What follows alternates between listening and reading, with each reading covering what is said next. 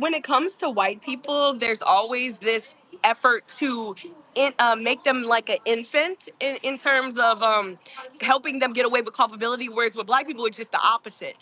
Black young people are adultified and kind of deprived this air of innocence. A lot of the people in those text chats are millennials like myself. I'm 37 years old, so I'm definitely not the youngest generation out there. And I think that, there's racism and there's white supremacy expressed in every generation. And what we're seeing is not just white supremacists who just casually just don't like black people. What we're seeing is in those text messages, we're seeing, young Republicans who want to have positions of power in Congress or even, in the Oval Office one day.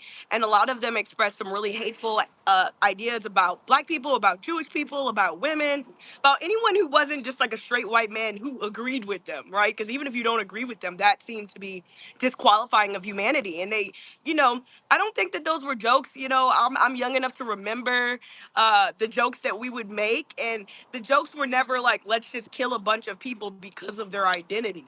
The Yeah. jokes were more like, hey, let's maybe go streak in a park. Like, that's maybe like the wildest thing we were like talking about doing is like just silly stuff that we're just being childish and just exploring what it was to be human. But we definitely weren't dehumanizing people. Like, there's nothing childish about that. And I feel like the Republicans are going to brush it off the same way that they brush off when we find police officers who have those same type of chats. So